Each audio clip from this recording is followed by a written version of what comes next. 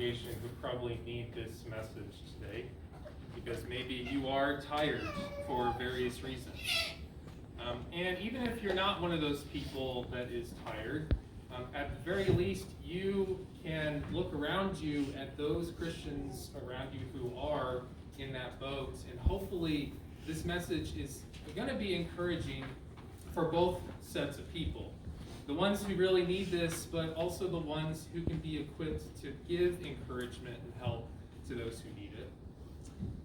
It occurred to me recently as I was reading this book of Hebrews for one of my morning Bible reading sessions that this book is in its entirety addressed to a group of tired Christians, or several groups, wherever they were. If you look at the title page of this book, it just simply says the letter to the Hebrews.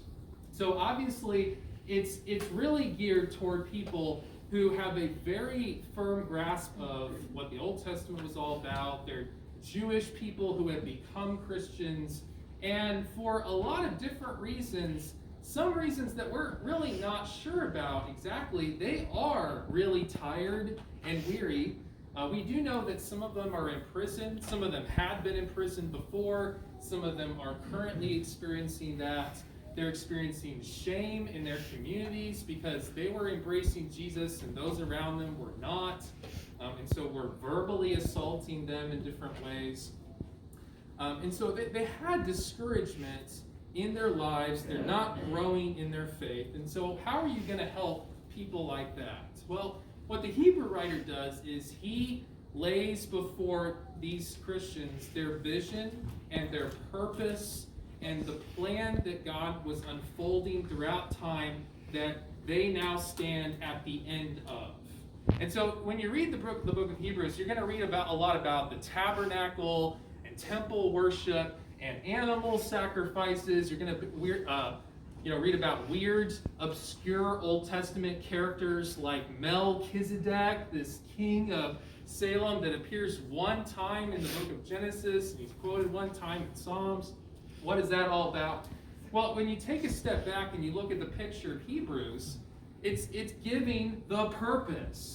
Here's what God was doing throughout time leading up to Jesus. More than anything else, when you read Hebrews, you're going to find Jesus because he stands as the ultimate sacrifice. He stands as the one who truly conquered sin and death and has given us eternal life.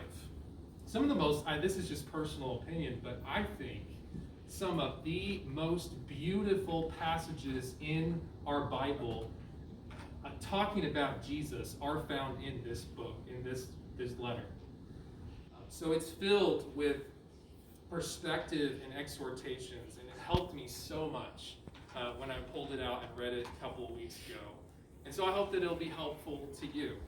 What he's going to do in this letter is ultimately point us all to the coming city. In chapter 13, as he ends the letter, he's going to say, "For here we have no lasting city, but we seek the city that is to come." And he's going to talk about people who had that perspective too. You remember Abraham in chapter 11? He left his city of Ur of the Chaldeans because he was seeking a city that has true foundations, a city that God has designed and constructed, not a city that he could find on earth. That's the city that we're going to as well. So what I want to do is I want to dig 3 shafts into this letter. There's a lot of different places that we could look at that will be encouraging, but I want to dig 3 holes in 3 different sections. And the first is in chapter 10. So I want to look at chapter 10 with you, starting in verse 32. We're picking up in the middle of a big thought, but hopefully we'll still get enough of this to understand what it's talking about. Verse 32 of Hebrews 10, he says, "But recall the former days, when after you were enlightened, you endured a hard struggle with sufferings, sometimes being publicly exposed to reproach and affliction, and sometimes being partners with those so treated. For you had compassion on those in prison, and you joyfully accepted the plundering of your property, since you knew that you yourselves had a better possession and an abiding one. Therefore, do not throw away your confidence, which has a great reward, for you have need of endurance, so that when you have done the will of God, you may receive what is promised. So what we learn from this is that the current struggle of these Christians is not their first struggle, that they have been down this road before, that some of them were thrown into Roman jails, and some of them were right there along with them through that experience. Unlike the jail system that we have now, in the Roman prison system, you are not taken care of at all. There were no 3 square meals a day. There were no extra blankets on your bed if you got cold. There was nothing supplied to you. You were completely reliant on the goodwill of visitors and family and friends coming into that prison and giving you what you need. Just like the Apostle Paul in his second letter to Timothy, he says, I want you to bring that cloak that I left in Troas because I need it. It's cold in this jail. I need you to come and bring me my books, but also bring me some more clothes. So it was rough. It was really rough in a Roman prison for a lot of different reasons. But also you notice that they're suffering this shame. People around them are rejecting. Their possessions are being taken away from them. But look what he says about their attitude during that time, before in the past. He says, you joyfully accepted what was happening to you and the other Christians around you. Why? Because they understood their purpose. They're going to a better possession that cannot be taken away from them. Remember, Jesus said, don't lay up for yourselves treasures here, because moth is going to get it, rust is going to get it, a thief is going to break in and steal it from you and take it away. Nothing that we have here lasts. Nothing. But lay up for yourselves treasures in heaven, where none of those things can touch it. That's our reward. That's our possession that we're going to. So verse 32, he says, you had endured a hard struggle, but in verse 36, he says, you have need of endurance. So endurance is not a one-time thing. In our Christian lives, we're not running a sprint, we're running a marathon. And so if we make it up over a hard hill, we can't say, okay, well, I did that. Check that box. I don't have to experience that anymore. This is something that is going to keep going and going until we cross that finish line. And so in chapter 11, it's no accident that chapter 11 comes right after chapter 10. Because in chapter 11, we have all of these different examples of Bible men and women in history who did this. He says, you have need of endurance, and then he tells us about Abraham and Noah and all of these guys who endured through all of their struggles to cross their finish line. But what he's going to say here is, remember where you started from. Remember the beginning of the race. Recall the former days. Can you relate to what he's talking about here? Do you remember when you first became a Christian, how much joy you had? And how the different things in your life and the burdens that you had, they seemed lighter because you understood where you were going now. You had direction. You had purpose. You had perspective. You remember how thankful you were to form connections with other people who became part of a spiritual family with you, who are serving the same God that you were, who were tracking with you when so many other people around you were not. That's so encouraging. But do you remember at some point, for whatever reason, maybe practicing joy became harder for you? Do you remember maybe being much more interested in hospitality before than perhaps you are now? Do you remember the connections that you were grateful for before maybe are now not so encouraging to you as they once were because of our attitude. Do you remember things that you used to do for other people, things in this congregation, maybe even things in a public way? Did you used to preach sermons before in your life and now you don't? Or teach classes or hold little Bible studies somewhere with some person and then you don't do that much anymore? There are lots of ways that I think we can relate to this. And so what he's going to tell us is that you got to go back and remember the fire that lit your bones as you first obeyed the gospel. That's what he tells them to do. Recall the former days. And we're jumping over to chapter 12 now, right after chapter 11, where he's talked about all these people who had persevered because of their faith and experienced all kinds of terrible things. In chapter 12, look at what he's going to say right after this in verse 1 beginning. Therefore, since we are surrounded by so great a cloud of witnesses, let us also lay aside every weight and sin which clings so closely, and let us run with, here's his word again, endurance, the race that is set before us, looking to Jesus, the founder and perfecter of our faith, who for the joy that was set before him endured the cross, despising the shame, and is seated at the right hand of the throne of God. So you notice how he compares our Christian lives to running a race. Running races, really just running in general, is not my favorite thing to do. But I've known several runners in my life, so I have at least some understanding of how that works.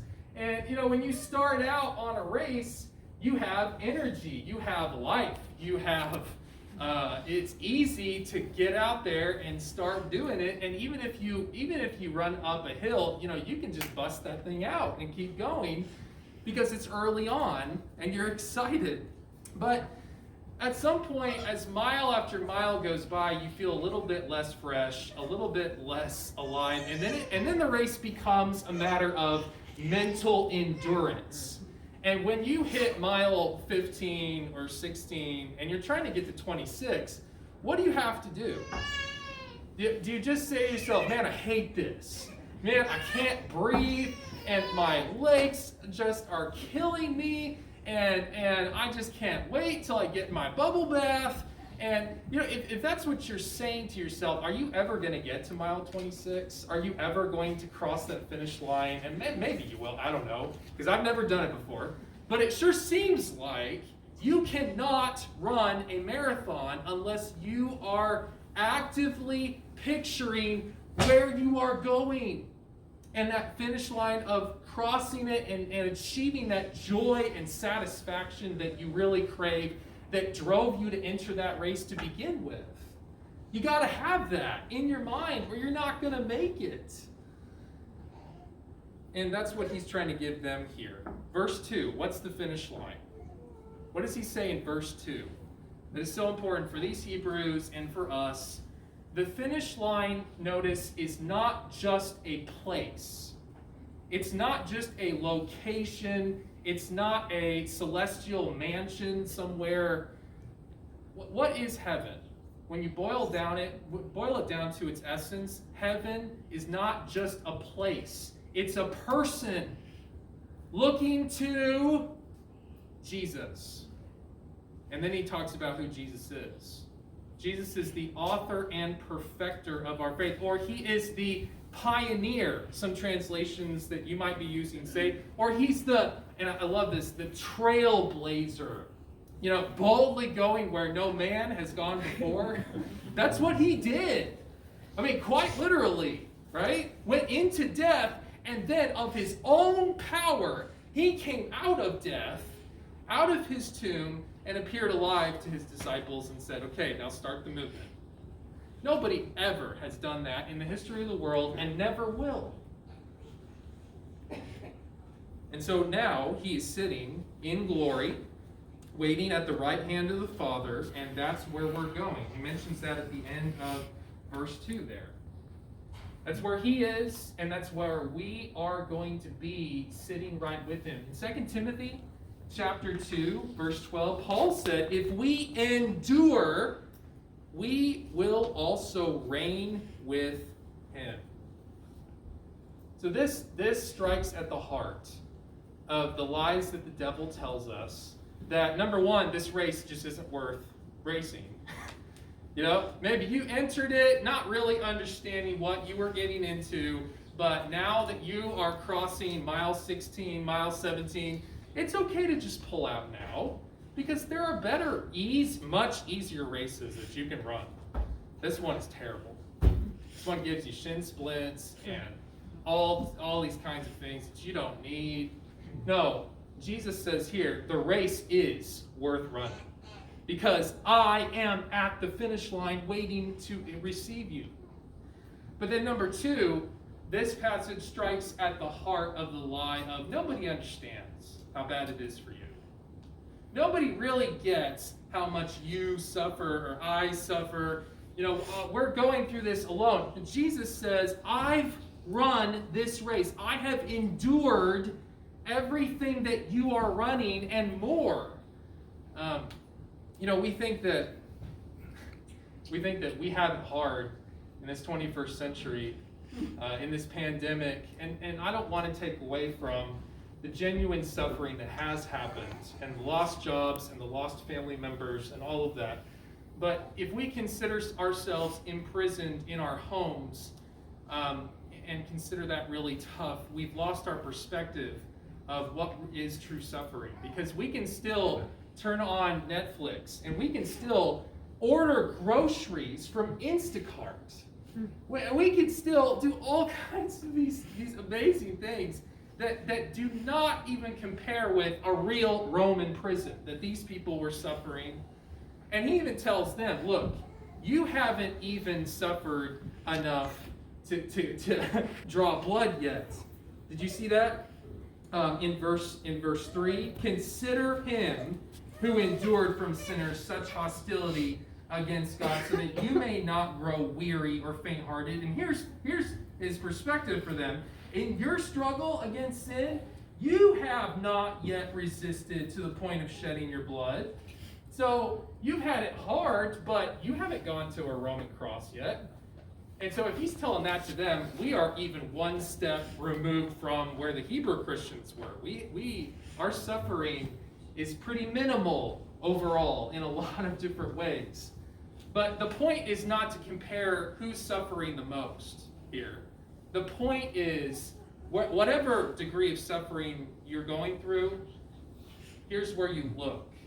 Here's where you focus. Here is where you draw your attention to. It's to him who endured. So we've got all these examples in chapter 11, but do not make the mistake of just focusing on these men and women to the exclusion of this ultimate person who endured. Consider him, he says.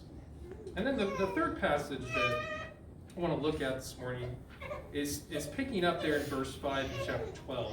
And we'll read down through 13. Chapter 12, verse 5. Have you forgotten the exhortation that addresses you as sons? My son, do not regard lightly the discipline of the Lord, nor be weary when reproved by him.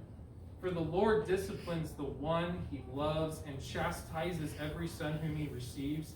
It is for discipline that you have to, here's our word again, endure. God is treating you as sons. For what son is there whom his father does not discipline? If you are left without discipline, in which all have participated, then you are illegitimate children and not sons. Besides this, we have had earthly fathers who disciplined us, and we respected them. Shall we not much more be subject to the Father of spirits and live? For they disciplined us for a short time as it seemed best to them, but he disciplines us for our good, that we may share his holiness. For the moment, all discipline seems painful rather than pleasant, but later it yields the peaceful fruit of righteousness to those who have been trained by it. Therefore, lift your drooping hands and strengthen your weak knees and make straight paths for your feet so that what is lame may not be put out of joint, but rather be healed. How powerful is this? So the third thing he says is don't forget the exhortation. Now, what exhortation is this? It's the exhortation about what you are going through. Your discipline that is coming from God is for your good. It is doing something eternal with you and with other people's lives such that glory is going to come from it. You know, when we go through a difficult time, what's our gut reaction sometimes to that? Isn't it to say, well, if God actually loved me, he would take away all these burdens. He would lift them off of my shoulders so that I don't have to be weighed down by this. And so the fact that this suffering is in my life is evidence that he doesn't really care that much. You know, notice how in this passage, that idea is flipped entirely on its head. What he's saying here is, the fact you're going through a hard time is actually evidence that he does love you. He does discipline you. And when we talk about discipline, that word just means training or instruction. It doesn't just mean punishment, by the way. It could include punishment, but in a greater sense, he is molding and shaping us to be the kinds of vessels, going back to our Ezra class, that he wants us to be. Father, he says, is going to do that to his son, and he talks about the mentors that we all had in the text here. We all had that. We respected them, but they made mistakes, and they messed up sometimes. And if you're a father, you realize that you definitely do that, as you try to shape and mold your children. Your imperfections just kind of mess up that process sometimes. But how much more shall we respect our Creator, the perfect Father who perfectly understands how to mold us in the best kind of way. And so what does he do? He leads us through this process that is temporarily painful. Notice how he talks about discipline here. It doesn't seem nice in the moment that you're going through it, but later you come out the other side and it does wonderful things. Yeah, do you remember back when you first started your job, or maybe you had a summer job when you were in high school or college or earlier in your life, and you walked onto the job site and you had no idea how to do something that you were expected to just get up and do. That was painful, wasn't it? When you're first being trained for a position or something that somebody's laying on you, it's difficult because it's exposing our ignorance about how to accomplish something. But when you go through that training, as difficult as it might be, isn't it so joyful to then have the satisfaction of then knowing, ooh, I can wield that hammer, or I can manipulate that computer to do what I want it to do, or whatever it is. I can do that job. We are given that joy by God, but in order to have that, we got to not forget the exhortation that we are his sons and his daughters, and he is treating us this way, leading us through suffering in order to help us share his holiness, he says in the text. So something that I think we need to ask ourselves coming out of 2020 and coming into a new year, but still dealing with a crazy time in our culture and in the world, is how has God molded you? How has he shaped you? How has he changed you and me in our hearts and lives to draw us closer to him through this time? Because the language of our culture is just, 2020 was all a waste. I read I don't know if I read this article, but I clicked on CNN either yesterday or the day before, And there was a whole article that just said, like, the annus horribilis, the horrible year, is kind of how our world kind of sums up what we just went through the last calendar year. Is that how you look at 2020? If we just kind of throw up our hands and say, man, it's suffering, and it's hard, and I don't like this, and yuck, how is that going to help us? How has God strengthened you? Have you allowed yourself to be taught by Him during this time? Or have we just simply regressed in our faith? Have we simply thrown up our hands? This is not what He wants them to do. So don't forget the exhortation, he says. It is for discipline you have to endure. And like we said at the beginning, I think all of this is leading to a final conclusion that he's going to get to at the end of the letter.